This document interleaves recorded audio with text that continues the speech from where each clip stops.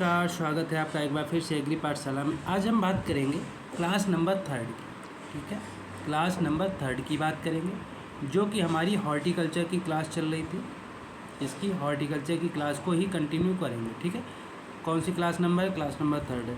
आज हम पढ़ेंगे जो हमारा आगे इसी क्लास को करते हुए सिलेक्शन ऑफ साइट। ठीक है, यहाँ से हम लोग स्टार्ट करेंगे। सिलेक्शन ऑफ साइट का मतलब होता है जहाँ पे हम अपनी फसल लगा रहे हैं। अगर हम इसके पर्सपेक्टिव से बात करें हॉर्टिकल्चर के, जो हम हॉर्टिकल्चर की क्रॉप लगाते हैं, ठीक है, फल की क्रॉप लगाते हैं, सब्जियों की क्रॉप लगाते हैं, फूलों की क्रॉप लगाते हैं, तो वहाँ का हम लोग क्या देखते हैं? वहाँ की लोकेशन देखते हैं कैसी है। लोकेशन में हम लोग क्या देखेंगे? वहाँ की टोपोग्राफी कैसी, मतलब वहाँ का धरातल कैसा है, ऊबड़ खाबड़ है या समतल है, जलवायु कैसी है, सॉइल कैसी है, वहाँ की लोकेशन कैसी है, वो शहर से कितनी दूर है, कितनी पास है, वहाँ का ट्रांसपोर्ट सिस्टम कैसा है। ये सारी की सारी चीज़ें हम लोग सिलेक्शन ऑफ साइट में देखते हैं। ठीक है, तो इसे हम कंटिन्यू करते हुए इसके बारे में पढ़ेंगे। तो सबसे पहले हम देखते हैं जलवायु एवं भूमि को, मतलब क्लाइमेट और सॉइल को देखते हैं। अगर क्लाइमेट की बात करें तो क्लाइमेट जो फल उत्पादन के लिए होता है, फल वृक्षों के लिए 3 टाइप का होता है। एक होता है ट्रॉपिकल, ठीक है, गर्म क्षेत्र हो गया। उपोष्ण हो गया सब ट्रॉपिकल, मतलब जो गर्म और ठंडा दोनों का मिक्स क्षेत्र होता है। ठीक है, शीतोष्ण का मतलब हो गया टेम्परेट रीजन, मतलब जो ठंडा क्षेत्र होता है। ठीक है, 3 तरीके की जलवायु पाई जाती है। अगला पॉइंट इसमें कह रहा है मृदा उर्वरता और मृदा उत्पादकता भी फल उत्पादन को प्रभावित करती है। मतलब जो मृदा उर्वरता होती है और मृदा उत्पादकता, सॉइल फर्टिलिटी और सॉइल प्रोडक्टिविटी, दोनों का इफेक्ट किस पे पड़ता है? फ्रूट प्रोडक्शन पे पड़ता है। ठीक है, जैसे जो हमारा आम होता है और जो नींबू वर्गीय फल होते हैं और अंगूर होता है, ये जो तीनों हमारे फ्रूट होते हैं, इनके लिए क्या होना चाहिए? अधिक फर्टाइल क्या होनी चाहिए? सॉइल होनी चाहिए। उर्वरक नहीं, उर्वरक। ठीक है, अधिक फर्टाइल क्या होनी चाहिए? सॉइल होनी चाहिए। ठीक है, तो इसके साथ साथ आपको एक चीज़ बता दें, आप लोग जो भी लोग हमारा वीडियो देख रहे हैं, लाइक कर रहे हैं, अच्छा लग रहा है, तो इसके 2 सेकंड लगता है आपको सब्सक्राइब करने में, शेयर करने में। और आपको सबसे इम्पॉर्टेंट, आपको मेरा टेलीग्राम चैनल जो है उसका हर वीडियो के नीचे लिंक पड़ा रहता है, उसको ज़रूर ज्वाइन करिए। सारी की सारी इन्फॉर्मेशन जो भी आपके एग्ज़ाम से रिलेटेड या आपके जो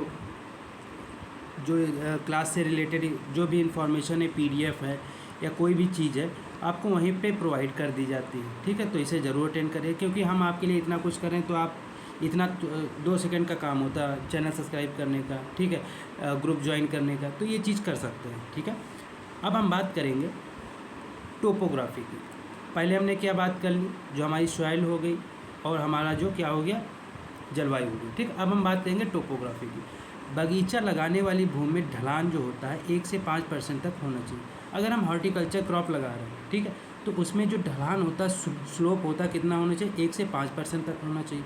इससे अधिक जो ढलान होता है, मतलब स्लोप होता है, फल उत्पादन के लिए उपयुक्त नहीं होता। ठीक है, ज़्यादा ढलान होगा तो वहाँ पे अगर हम इरिगेशन करेंगे या उसमें जो इरोजन होगा ज़्यादा से ज़्यादा होता रहेगा। ठीक है, तो उससे हमें कितना जो हमारी फल वृक्ष हैं उनको नुकसान होगा। इसके लिए हमें ढलान कितना होना चाहिए? 1 से 5% तक होना चाहिए। ठीक है, अगर फैक्टर की बात करते हैं, अदर फैक्टर में क्या क्या आ जाते हैं? जैसे सिंचाई और जल निकास, जो हमारे इरिगेशन होता है या ड्रेनेज होता है, ये सारी की सारी चीज़ें आ जाती हैं। ठीक है, ये उपलब्ध रहनी चाहिए। बाजार एवं यातायात सुविधा, पास में बाज़ार हो, यातायात सुविधा, अच्छी ट्रांसपोर्ट सिस्टम अच्छा हो। ठीक है, तो हमारे जो फल होते हैं ख़राब नहीं होते, जल्दी से जल्दी ताज़े फल हमारी जहाँ पे हमें पहुँचाने, मंडी पे पहुँचाने होते हैं या कहीं पे कोल्ड स्टोरेज में पहुँचाने, तो हम आसानी से पहुँचा सकते हैं। मज़दूरों की उपलब्धता होनी चाहिए।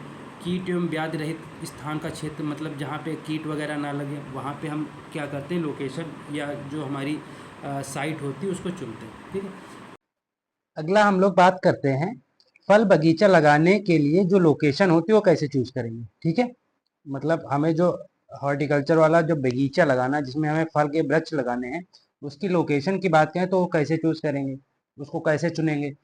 तो इसमें क्या बताया जा रहा है? फलोत्पादन है सर्वाधिक महत्वपूर्ण कारक उसकी स्थिति है, मतलब सबसे ज्यादा इंपॉर्टेंट क्या होना चाहिए? उसकी लोकेशन होनी चाहिए। ठीक है, इसका अप्लाई सड़क और शहर से, मतलब अगर हम कहीं पे लोकेशन चुन रहे हैं जहाँ पे हमें फल के वृक्ष या फ्रूट ट्रीज लगाने हैं, तो वहाँ पे एक तो सड़क अच्छी होनी चाहिए। सड़क अच्छी होगी तो वहाँ पे जो परिवहन होगा, ट्रांसपोर्ट होगा, जो हमारे फल को एक स्थान से दूसरे स्थान पर ले जाएगा, वो सही हो जाएगा, टाइम से हो जाएगा। दूसरा, शहर जो होना चाहिए। अब ये नहीं है कि हमारा शहर 400 किलोमीटर है, 502 दिन लग रहे, 4 दिन लग रहे। हमारा जो शहर होना चाहिए, जहाँ पे हमारी जो लोकेशन होनी चाहिए, जहाँ पे हम फल बेचेंगे या फलों को स्टोर करेंगे, वो क्या होना चाहिए, वो पास में होनी चाहिए, जिससे जल्दी से जल्दी हमारा क्या होना चाहिए, फल वहाँ पे पहुँच जाए और आसानी से उन्हें स्टोर कर दिया जाए या सेल कर दिया जाए। ठीक है, दूर होंगे तो हमारी जो फलों की जो पेरिशेबल क्षमता होती है या उनकी जो सड़ने की क्षमता होती है बहुत ज़्यादा होती है। ठीक है, इसको हम लोग ध्यान रखेंगे। अगला हम बात करते हैं जो पौधशाला होती है, जो नर्सरी हम लगाते हैं। ठीक है, हम लोग क्या करते हैं, पहले ये तो हमने जान लिया ट्रीज के बारे में, उसके बाद हम लोग जो नर्सरी लगाते हैं, ठीक है, उसका चुनाव कैसे करेंगे। अगर नर्सरी की बात करते हैं तो इसका पहले महत्व क्या होता है, इंपॉर्टेंस क्या होती है, उसको देख लेते हैं। नर्सरी वह सीमित स्थान है जहाँ छोटे छोटे तथा महंगे बीजों की सघन रूप में बुआई की जाती है तथा उगाने हेतु सभी उचित और यथासंभव सुविधाएं प्रदान करते हुए वह स्थान नर्सरी कहलाता है। मतलब एक बड़े क्षेत्र के लिए, ठीक है, एक छोटे क्षेत्र में महंगे जो हमारे बिल्कुल एक्सपेंसिव सीड्स होते हैं, ठीक है, महंगे जो सीड होते हैं उनको बिल्कुल घने घने बोते हैं, मतलब बिल्कुल पास पास में बोते हैं, इसी को क्या कहते हैं, सघन बुआई या डेंस डेंस सोइंग कहते हैं। ठीक है, उन्हें बुआई करते हैं। ठीक है, उसके बाद उन्हें उगाते हैं और उसके लिए हम लोग क्या करते हैं, उन्हें उसी तरीके का अच्छा टेम्परेचर देते हैं, अच्छी सर्विसेज देते हैं, जिससे कि वो अपना ग्रो अच्छे से कर पाए। इसी को हम लोग क्या कहते हैं, इसी को हम लोग नर्सरी कहते हैं। ठीक है, इससे बीजों एवं भूमि की बचत होती, मतलब इसमें सीड की भी बचत होगी और सॉइल की भी बचत होगी। छोटे क्षेत्र में पौधों की देखभाल है, जैसे पानी देना, खाद उर्वरक देना। ठीक है, जैसे हम लोग इरिगेशन करते हैं। ठीक है, और जो हम लोग फर्टिलाइजर वगैरह देते हैं, ठीक है, ये आसानी से दिया जा सकता है। क्या किया जाता है, ये आसानी से दिया जा सकता है। ठीक है, अगला हम बात करेंगे नर्सरी के लिए किस स्थान का चुनाव करेंगे, लोकेशन का कैसे चुनेंगे। ठीक है, अगर हम नर्सरी लगाना चाह रहे हैं किसी चीज की, तो उसको उसकी लोकेशन को कैसे चुनेंगे, उसकी लोकेशन को कैसे चुनेंगे। पौधशाला बाजार के निकट होनी चाहिए। अगर हम जो हमारे फल वृक्ष होते हैं उनकी नर्सरी लगा रहे हैं तो बाजार के निकट होनी चाहिए। इसका मतलब ये है, जल्दी से जल्दी अगर हम नर्सरी से निकाल रहे हैं, उस टेम्परेचर से निकाल रहे हैं, तो बाहर आके टेम्परेचर बदलेगा, जब बदलेगा तो उसमें क्या होगा, अलग रिएक्शन होगा। तो खराब होने से पहले हमारे जो पौधा जो है हमारा, वो कहाँ होना चाहिए, बाजार में होना चाहिए, जिससे कि आसानी से बिक सके। पौधशाला के चुना हुआ स्थान धरातल से 10 से 15 सेंटीमीटर ऊंचाई पर होना चाहिए, क्योंकि इसमें पानी भरने की जो संभावना रहती है वो खत्म हो जाती है। उचित जल निकास ड्रेनेज सुविधा अच्छी होनी चाहिए। पौधशाला में अधिक नमी रहने पर नर्सरी में डैम्पिंग ऑफ जो रोग होता है वो हो जाता है। ठीक है, अगर आपसे क्वेश्चन आता है डैम्पिंग ऑफ रोग किस में होता है, तो किस में होता है, पौधशाला में या नर्सरी में होता है। अगला हम लोग बात करते हैं पौधशाला में कीटों की रोकथाम। पौधशाला जो होता है उसमें कीटों की रोकथाम के लिए क्लोरीपोरीफॉस या नीम की पत्तियों की खाद डालते हैं। ठीक है, क्लोरीपोरीफॉस या नीम की जो पत्तियां होती हैं उनकी खाद डालते हैं। पौधशाला की क्यारियों को जीवाणु रहित मतलब उनको स्टेलाइज जो अगर करते हैं तो किससे करते हैं, फार्मेल्डिहाइड से करते हैं, जिसका 0.1% घोल जो होता है बीज बुआई के लिए 15 दिन का उपयोग किया जाता है। ठीक है, जो किसका घोल होता है, फार्मेल्डिहाइड का घोल होता है। ठीक है, जो बीज की बुआई के 15 दिन पहले यूज किया जाता है, मतलब अगर सोइंग हम कर रहे हैं, ठीक है, उसके 15 दिन पहले हम लोग क्या कहेंगे, फार्मेल्डिहाइड का घोल उसमें छिड़केंगे या उसमें डालेंगे, जिससे क्या हो, जो हमारे बैक्टीरिया होते हैं वो मर जाते हैं। अब हम बात करते हैं, अगला पॉइंट हमारा नर्सरी भूमि को निर्जमीकरण, मतलब स्टरलाइजेशन जो होता है उनका, उसको करने के लिए भूमि को 15 सेंटीमीटर गहराई तक फार्मेलिन का घोल काम में लेते हैं। इसके बाद पॉलीथीन से 2 से 3 दिन ढककर रखते हैं। मतलब अगर हम बात करते हैं जो हमारी नर्सरी की सॉइल होती है, ठीक है, उसमें क्या करना, हमें स्टरलाइजेशन करना। स्टरलाइजेशन का मतलब होता है इसमें लाभदायक और हानिकारक बैक्टीरिया दोनों मर जाते हैं। ठीक है, उसमें बैक्टीरिया को मारना होता है, तो इसके लिए हम लोग क्या करेंगे, फार्मेलिन का यूज करेंगे। ठीक है, कितना, 4.5 लीटर प्रति मीटर स्क्वायर के रूप में। ठीक है, और उसके बाद हम लोग क्या करेंगे, उस पर छिड़क के 2 से 3 दिन तक उसको ढक देते हैं किसी पॉलीथीन के द्वारा। अगला हम बात करते हैं, नेक्स्ट अगर हम बात करेंगे, अगला पॉइंट क्या कह रहा है, पर्णपाती पौधों में कटाई छटाई दिसंबर जनवरी माह में जी, ठीक है, तथा सदाबहार वृक्षों में काट छांट अप्रैल महीने में करते हैं। मतलब पर्णपाती का मतलब होता है जिनमें पत्तियां गिरती मौसम आने से या मौसम जाने से, तो उसमें दिसंबर जनवरी हम लोग क्या करते हैं, ट्रेनिंग प्रूनिंग करते हैं। अगर सदाबहार की बात करें जो जिसमें पत्तियां जो है कभी नहीं झड़ती, हमेशा रहती, तो उसमें अगर काट छांट की बात करें तो अप्रैल से मई माह में करते हैं। पौधशाला में बीज बोने की क्यारियों की माप कितनी होनी चाहिए, 3 गुणे 1 मीटर होनी चाहिए। किसके लिए, जो हमारे फ्रूट्स होते हैं। ठीक है, अगर हम फ्रूट्स की नर्सरी लगा रहे हैं तो उसमें कितनी हमारी होनी चाहिए, जो इसकी माप होती है 3 × 1 मीटर, कितनी 3 × 1 मीटर होनी चाहिए। ठीक है, अगला पॉइंट है हमारा पौधशाला में आर्द्र गलन। अभी मैंने आपको बताया जो डैम्पिंग ऑफ रोग होता है वो किस में लगता है, पौधशाला या नर्सरी में लगता है। इसको रोकने के लिए बीजों की बुआई से कवकनाशी जो हमारा फंजीसाइड होता है, एग्रोसॉन या बाविस्टिन 2 से 3 ग्राम प्रति किलोग्राम के बीज के हिसाब से उपचारित करते हैं। ये कैसा रोग होता है, ये फंगस द्वारा रोग लगता है। तो अगर फंगस द्वारा रोग लगेगा तो इसमें कौन सा हम यूज करेंगे, फंजीसाइड यूज करेंगे। अगर फंजीसाइड यूज करेंगे तो इसमें कौन सा फंजीसाइड यूज करेंगे, एग्रोसिन और बाविस्टिन। कितना यूज करेंगे, 2 से 3 ग्राम प्रति किलोग्राम की दर से यूज करेंगे। ठीक है, अगला हम बात करते हैं टमाटर हो गया, पपीता हो गया, केला।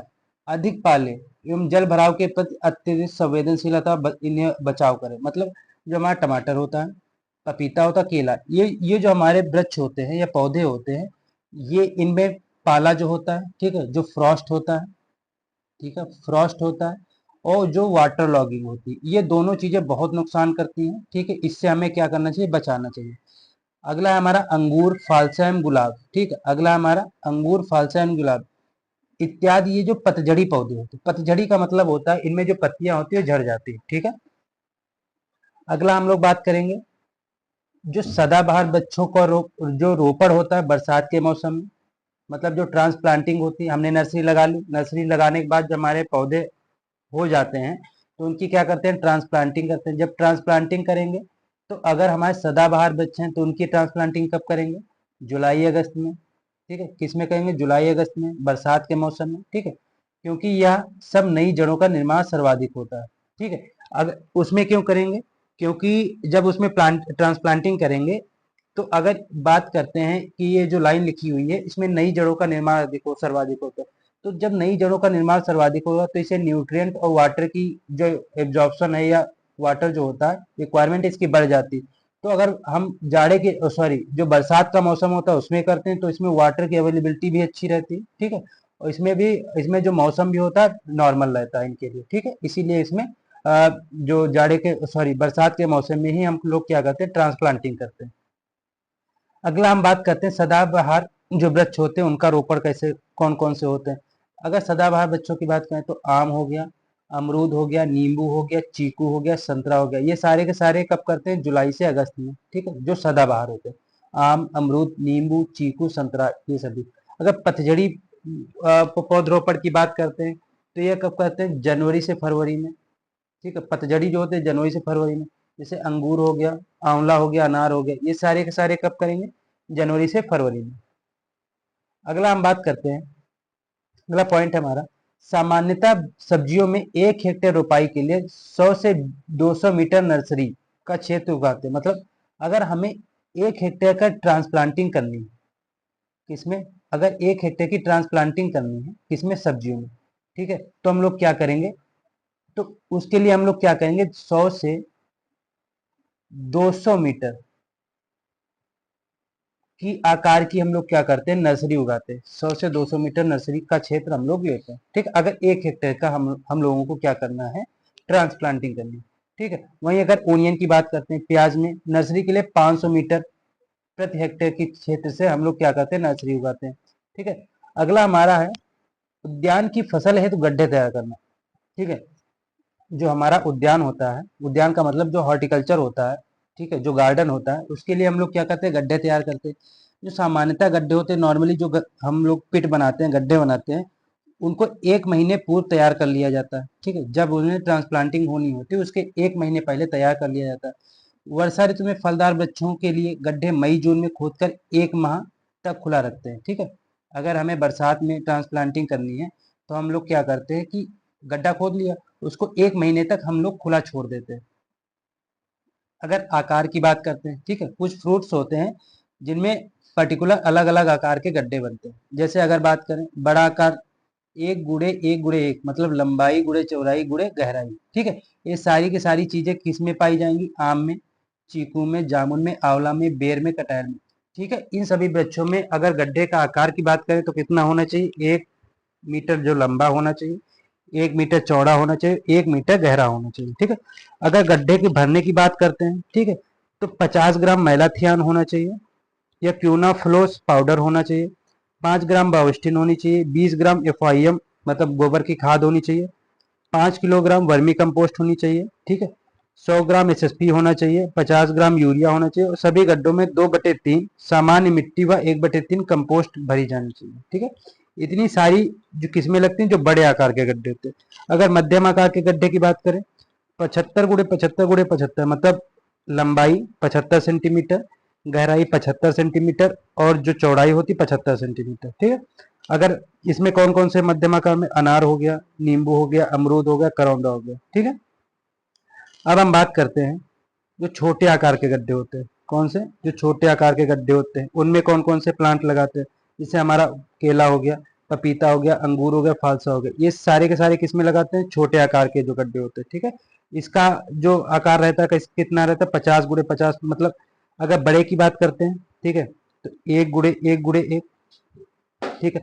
अगर मध्यम की बात करते हैं, ठीक है, 75 × 75 × 75 सेंटीमीटर हो जाएगा ये सभी, ठीक है। अगर छोटे आकार के गड्ढे की बात करते हैं तो कितना हो जाएगा? 50 × 50 × 50 सेंटीमीटर, ठीक है। ये मीटर नहीं है, सेंटीमीटर है, ऊपर वाला 1 मीटर है। अब हम बात करते हैं बगीचों के लिए प्रतिकूल मौसम की दशाएं।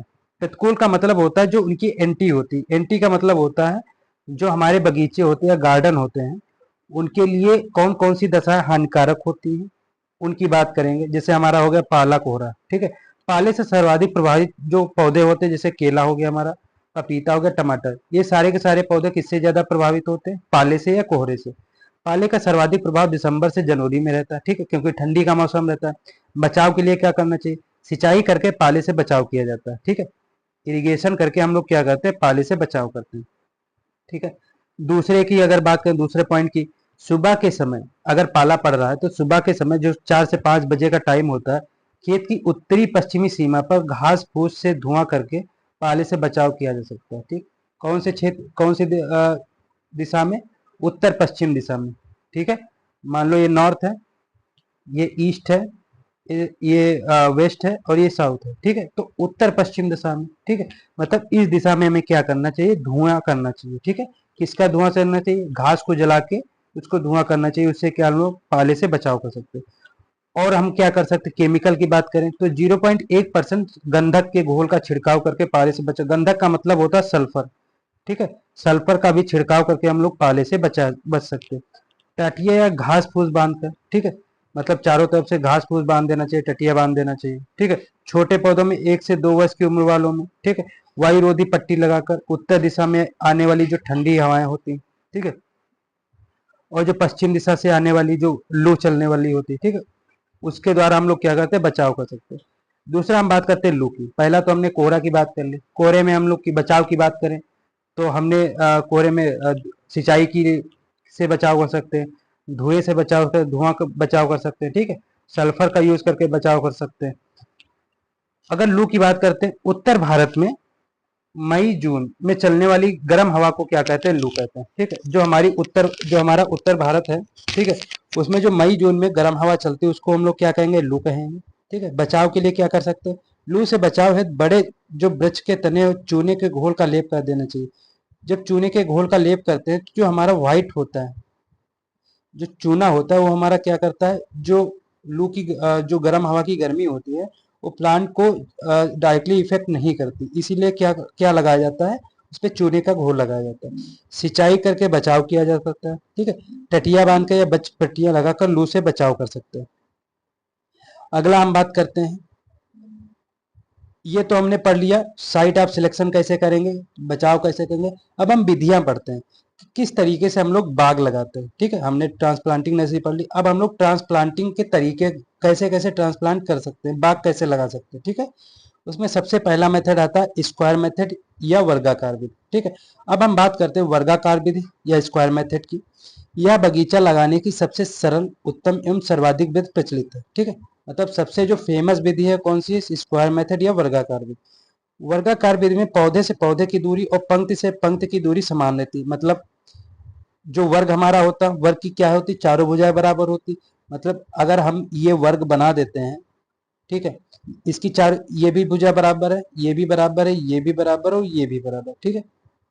तो इसमें हम लोग क्या करते हैं, मान लो ये हमने कलर ले लिया, तो एक पॉइंट हम यहाँ लगाएंगे, एक प्लांट यहाँ लगाएंगे, एक प्लांट यहाँ लगाएंगे, एक यहाँ पे लगाएंगे और एक यहाँ पे लगाएंगे।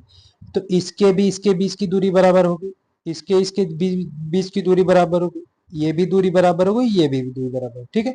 तो इस तरीके से हम लोग वर्गाकार विधि को लगाते हैं, ठीक है। अगर हम बात करें वर्गाकार विधि की, इस विधि में कृषक क्रियाएं आसानी से की जा सकती है, क्योंकि चारों तरफ से क्या होता है, जो स्पेस होता है वो सब में बराबर बराबर मिलता है।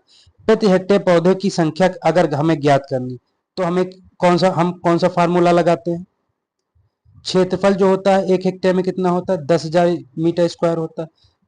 रो टू रो डिस्टेंस होता है और प्लांट टू प्लांट डिस्टेंस होता है। इनका हम क्या करते हैं, भाग दे देते हैं, तो हमें कितने, एक हेक्टेयर में कितने पौधों की संख्या वो हमें ज्ञात हो जाती है, ठीक है। पिछले लेक्चर में जो हम लोग सोयल साइंस का लेक्चर कर रहे थे उसमें मैंने शायद आपको बताया है, ठीक है। अब हम बात करते हैं, जैसे ये हमारी वर्गाकार विधि है, ठीक है। तो 3 मीटर ये भी हो गया, 3 मीटर ये भी हो जाएगा, 3 मीटर ये भी, 3 मीटर, मतलब चारों भुजाएं क्या होंगी, बराबर होंगी, और कोनों कोनों पे हम लोग क्या कर देंगे, प्लांट लगा देंगे, ठीक है। अब हम बात करते हैं, हमारी जो अगला मेथड है उसका वो है आयताकार विधि, ठीक है। आयताकार इंग्लिश में बोलते हैं रेक्टेंगुलर मेथड। आयताकार विधि आप लोग जानते होंगे, जिसमें जो आयत होता है इसकी आमने सामने की भुजाएं क्या होती, बराबर होती है, ठीक है। जैसे इसमें आपको दिखाई दे रहा होगा, इसके आमने सामने की भुजाएं क्या होती, ये और ये दोनों बराबर होंगी, और ये दोनों बराबर होंगी, ठीक है, जो सामने सामने की भुजाएं होती। तो इसमें जो हमारा होता है, मान लो एक प्लांट यहाँ पे, एक यहाँ पे लगा दिया, एक यहाँ पे लगा दिया, एक यहाँ पे लगा दिया, ठीक है। तो इसमें हम लोग क्या देखते हैं, जो लाइन से लाइन की दूरी रहती है, ठीक है, लाइन से लाइन की दूरी कौन सी हो जाएगी, ये वाली हो जाएगी, ठीक है। जो लाइन से लाइन की दूरी होती रहती है वो तो इक्वल रहेगी, बराबर रहेगी, ठीक है। लेकिन जो प्लांट से प्लांट की दूरी रहती है, ठीक है, वो क्या हो जाती है, कम हो जाती है, ठीक है। जो प्लांट से प्लांट की दूरी रहती है वो क्या हो जाती है, कम हो जाती है, ठीक है। इसी तरीके से हम बात करते हैं, अगर प्लांट से प्लांट की दूरी कम हो जाएगी तो उसमें प्लांट क्या होंगे, ज़्यादा लगेंगे, ठीक है। तो इसीलिए इसे कहा जाता है कि वर्गाकार विधि में जितने प्लांट लगते हैं उससे ज़्यादा प्लांट किस में लगते हैं, आयताकार विधि में लगते हैं, ठीक है। अगला पॉइंट की बात करते हैं, इसमें भी अगर हम बात करते हैं कि प्लांट पॉपुलेशन कैसे निकालते हैं, तो जो हेक्टेयर होता है, एक हेक्टेयर में कितने मीटर होते हैं, 10,000 मीटर होते हैं, उनको किससे भाग दे देते हैं, रो टू रो, और जो प्लांट टू प्लांट डिस्टेंस होता है उससे भाग दे देते हैं, ठीक है। जैसे इसमें आपको दिखाई दे रहा होगा, ये 2 मीटर हो गया, ठीक, ये दूरी हो गई, ये 3 मीटर दूरी हो गई, ठीक है। तो इसमें जो प्लांट टू प्लांट डिस्टेंस है वो कम हो जाएगा, और रो टू रो डिस्टेंस क्या हो जाएगा, वो ज़्यादा हो जाएगा, ठीक है। मान लो ये एक रो लगी, ये एक रो लगी। अगला हम बात करते हैं, अगला जो मेथड है ट्रायंगुलर मेथड है, ठीक है, त्रिभुजाकार विधि। अगर इसकी बात करते हैं तो इसमें हम लोग देखते हैं, यह विधि अधिक सघन पौधे या हाई डेंसिटी प्लांटिंग के लिए सबसे अच्छी मानी जाती है। त्रिभुज कैसे बनता है, ऐसे बनता है, ठीक है। तो इसमें हमने देखा कि जो हमारा एक प्लांट है, एक इस कोने में लगेगा, एक इस कोने में लगेगा, एक इस कोने में लगेगा, ठीक है। अब फिर हमें त्रिभुज बनाना है, तो अगला जो हमारा त्रिभुज बनेगा वो इस तरीके से बनेगा, ठीक है। तो इसमें भी हमारा जो प्लांट होगा एक यहाँ पे लग जाएगा। तो इसमें हमने देखा कि इतनी दूरी में हमारे 3 प्लांट लग गए, ठीक है। इधर भी 3 हो गए, इधर से जोड़े तब भी 3 हो जाएंगे, इधर से जोड़े तब भी 3 हो जाएंगे, ठीक है। ऐसे ही इसको हम लोग आगे बढ़ाते हुए इधर से इधर यहाँ भी प्लांट लगा देंगे, यहाँ पर लगा देंगे। तो इसमें हम लोग क्या देखते हैं, जो आयताकार विधि होती है और जो वर्गाकार विधि है, दोनों से ज़्यादा इस पर हाई डेंसिटी प्लांटिंग में लगा सकते हैं। डेंसिटी का मतलब होता है जिसमें पौधे हम लोग घने घने लगाते हैं, ठीक है। अगला हम लोग बात करते हैं, अगला पॉइंट क्या कह रहे हैं इसमें, अधिक ढलान व ऊबड़ खाबड़ भूमि में पौधे लगाने हैं तो उपयुक्त रहती है, ठीक है। जो हमारी अंडुलेटिंग सॉइल होती है, ठीक है, अंडुलेटिंग सॉइल होती है, ठीक है, जो स्लोपी सॉइल होती है, स्लोपी का मतलब होता है ढलान युक्त जो हमारी मृदा होती है, उसमें हम लोग क्या विधि अपनाते हैं, ट्रायंगुलर मेथड अपनाते हैं, ठीक है।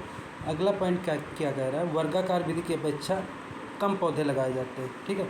अगर हम वर्गाकार विधि की बात करें तो इसमें क्या होता है, कम पौधे लगाए जाते हैं। वर्गाकार विधि में क्या होता था, चारों तरफ पौधे लगा दे। मान लो अगर वर्गाकार विधि है तो 2 प्लांट यहाँ लगे तो 2 प्लांट यहाँ लग जाएंगे, ठीक है। इतनी दूर में ये हमारे 4 प्लांट हो गए। अब इसको हम लोग ना करके ठीक है। वर्गाकार विधि नाप ना के अब इसमें हम लोग 3 ही प्लांट लगा रहे हैं, तो इसमें वर्गाकार विधि की अपेक्षा कितने प्लांट होंगे, कम हो जाएंगे। अगला हम बात करते हैं हेक्सागोनल मेथड या षटभुजाकार। षटभुजाकार का मतलब जिसकी 6 भुजाएं होती हैं, ठीक है। आपने पढ़ा होगा जिसकी 6 भुजाएं होती हैं, ये, ठीक है। इस तरीके से बना के आपको देखते हैं, इस तरीके से, ठीक है, जो होता है इसकी 6 भुजाएं होगी। इसमें जो प्लांट होता है यहाँ पे होगा, यहाँ पे होगा, यहाँ पे, यहाँ पे, यहाँ पे, यहाँ पे। कितने प्लांट हो गए, 1 2 3 4 5 6 प्लांट हो गए, ठीक है। इसी तरीके से आगे हम लोग इसको बढ़ाते हुए चले जाएंगे। तो अब हम बात करते हैं कि इसमें क्या क्या पॉइंट हैं। जो षटभुजाकार है, ठीक है, यह हेक्सागोनल है। इसमें 6 पौधे मिलाकर षटभुजाकार आकृति का निर्माण करते हैं। वह 7वां पौधा मध्य में लगाते हैं। जो बीच में 7वां पौधा तो किस में लगाते हैं, बीच में लगाते हैं। इस विधि में वर्गाकार विधि की अपेक्षा 15% अधिक पौधे लगते हैं। यह विधि शहरों के समीप उर्वरक मृदाओं में, उर्वर मृदाओं में उपयुक्त है। उर्वर का मतलब होता है जो फर्टाइल सॉइल होती है, कहाँ, जो शहर के पास वाली होती है, उसमें सबसे ज़्यादा यह विधि अपनाई जाती है। यह विधि खर्चीली व जो रेखांकन होता है करने में कठिन होता है, ठीक है। मतलब आसानी से इसमें जो है ये पंक्तियाँ नहीं बना सकते, ठीक है। कोई भी आके नहीं बना सकता है जो कि आसानी से आके वर्गाकार विधि बना ले या और भी चीज़ें बना ले, ठीक है। तो इसमें आसानी से वह विधि अपनाई नहीं जा सकती और ये जो है खर्चीली होती है या एक्सपेंसिव होती है। लेकिन इसमें जो पौधे होते हैं 15% अधिक लगते हैं। तो सबसे अच्छी विधि कौन सी मानी जाती है, हेक्सागोनल मानी जाती है। अगला पॉइंट हमारा अगली जो हमारा मेथड है वो है कोइनेक्स या पंचभुजाकार। कोइनेक्स विधि का रेखांकन वर्गाकार विधि की तरह ही होता है, ठीक है।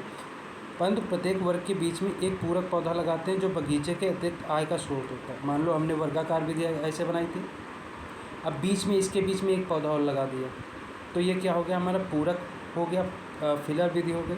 जैसे फिलर भी बोलते हैं या पंचभुजाकार भी बोलते हैं। चार भुजाएँ तो ये हो गई, 5वीं ये हो गई, ठीक है। ऐसे बनाते हैं। तो ये हमारी क्या हो गई, कोइनेक्स या पंचभुजाकार। अगला अगर हम बात करते हैं, इसमें वर्गाकार विधि की अपेक्षा दोगुने पौधे लगते हैं क्योंकि बीच में भी एक प्लांट लगाते हैं। जैसे इसमें पूरक पौधे की बात करें, पपीता, केला, फलसा, पाइनएप्पल, ये सारे के सारे पूरक पौधे होते हैं तथा मुख्य पौधों पर फल आने पर पूरक पौधे को हटा देते हैं, ठीक है। मान लो ये हमारा वर्गाकार विधि है, इसमें बीच में हमने प्लांट लगा दिया, तो अगर इसमें फल आ जाते हैं तो उसके बाद इस पूरक पौधे को क्या करते हैं, हटा देते हैं। अगला विधि हम बात करते हैं समोच्च या कंटूर मेथड। कंटूर मेथड की बात करें, कंटूर का अगर कंटूर दिमाग में आता है तो एक चीज़ और दिमाग में आती है, पहाड़ी क्षेत्र, ठीक है। कंटूर की बात करें, जो पहाड़ी क्षेत्र होते हैं उनमें ढलानों पे अपनाई जाती है, मतलब ढलानों के विपरीत में अपनाई जाती है। इसमें ढलान के विपरीत पौधे लगाए जाते हैं।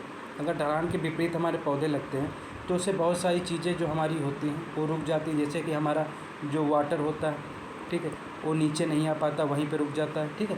दूसरा, इसमें इरोजन की जो मात्रा होती है वो भी कम हो जाती है। तो ये सारी हमारे फ़ायदे होते हैं। मीडो विधि क्या होती है, यह विधि भारत में इजराइल से लाई है, जो अमरूद का 2 × 1 मीटर स्क्वायर में सबसे पहले अपनाई गई। आजकल यह विधि सेब, अमरूद, नाशपाती में अपनाई जाती है। कौन सी विधि, मीडो। अगर आपके पास एक क्वेश्चन आ जाता है, निम्न में कौन सा जो फ्रूट है मीडो विधि से उसकी ट्रांसप्लांटिंग की जाती है, आपके पास ऑप्शन है सेब है, अमरूद है, नाशपाती, तो ये सारे के सारे क्या होंगे, सही होंगे। अगला हम बात करते हैं वृक्ष लगाने में पौधे से पौधे की दूरी, ठीक है, और 1 हेक्टेयर में वृक्षों की संख्या कैसे निकालते हैं, ठीक है। अब हम बात करते हैं, जैसे हमने क्या किया कि अभी मैंने आपको एक फार्मूला बताया था। फार्मूला क्या था कि जो अगर हमें प्लांट पॉपुलेशन निकालनी है, क्या निकालना है, प्लांट पॉपुलेशन निकालना है, ठीक है। क्या निकालना है, प्लांट पॉपुलेशन निकालना है। तो हमने अभी आपको एक फार्मूला बताया था, 10,000 मीटर स्क्वायर मीटर अपॉन रोड टू रे गुड़े प्लांट टू प्लांट डिस्टेंस। अब हम बात करते हैं, अगर हमें आम का निकालना है, ठीक है, कि 1 हेक्टेयर में कितने पौधे लगेंगे, तो हमने क्या जाना कि पौधे से पौधे की दूरी, ठीक है, पौधे से पौधे की दूरी मीटर में कितनी है। तो अगर हम बात करते हैं 10,000 हो गया, 10,000 तो ये हो गया, और 10 × 10 ये जो डिस्टेंस है 10 × 10 हम रख देंगे, ठीक है। तो 10 से 2 जीरो से 2 जीरो कट गया, तो 1 हेक्टेयर में कितने प्लांट लग जाएंगे हमारे? 100 प्लांट लग जाएंगे। कितने लग जाएंगे? 100 प्लांट लग जाएंगे। ठीक है, कितने प्लांट लग जाएंगे? 100 प्लांट। जब ये जो हमारी दूरी होती है मीटर में होती है, अगर हमारी दूरी मीटर में नहीं होके सेंटीमीटर में होती तब क्या करते हैं? तो अगर हमारी दूरी मान लो ये सेंटीमीटर होता, ठीक है, अगर ये हमारी मान लो दूरी सेंटीमीटर होता तो इसमें हम लोग क्या करते? तो ये तो 10,000 रहता ही ऊपर, ठीक है, क्योंकि ये 1 हेक्टेयर में 10,000 मीटर होते हैं। ठीक है, अब हम बात करते हैं, तो अगर हम इसे सेंटीमीटर बनाएंगे तो 10 को किससे गुणा करें? भाग देंगे 100 से, तो कितना आ जाएगा? 0.1। ठीक है, और इसमें दूसरे में भी यही आ जाएगा। ठीक है, तो यानी कि 0.1 गुणे 0.1 से हम लोग क्या करेंगे? भाग देंगे, तभी तो मीटर बनेगा ना। तो अगर दोनों पॉइंट नीचे हटाएंगे तो ऊपर 2 जीरो बढ़ जाएंगे। तो कितने 1 हेक्टेयर में कितने प्लांट लगा सकते हैं? कई दहाई, सैकड़ा, हज़ार, 10,000, लाख, 10 लाख, मतलब 10 लाख प्लांट जो है 1 हेक्टेयर में लगा सकते हैं। ये मैंने आपको एग्जाम्पल के तौर पे बता दिया। अगर आपकी डिस्टेंस जो होती है वो सेंटीमीटर में होती है, मीटर में होती तो आप सीधा रख सकते हैं। सेंटीमीटर, अगर सेंटीमीटर में है तो सबसे पहले आप मीटर में उसे चेंज करेंगे जो डिस्टेंस आपको दी होगी। ठीक है, उसके बाद आप फार्मूले में अप्लाई करके आप प्लांट पॉपुलेशन निकाल सकते हैं। अब हम बात करेंगे कुछ जो हमारी प्लांट डिस्टेंस है और उसमें कितने प्लांट लगाए जा सकते हैं। जैसे आम की बात करें तो जो हमारा मैंगो होता है उसमें डिस्टेंस 10 × 10 मीटर होनी चाहिए। कितने पौधे लगते हैं? 100 पौधे लगते हैं। आम्रपाली जो आम की एक वैरायटी होती है उसमें ये कैसी लगती है? हाई डेंसिटी प्लांटिंग में लगती है। ठीक है, हाई डेंसिटी प्लांटिंग में लगती है।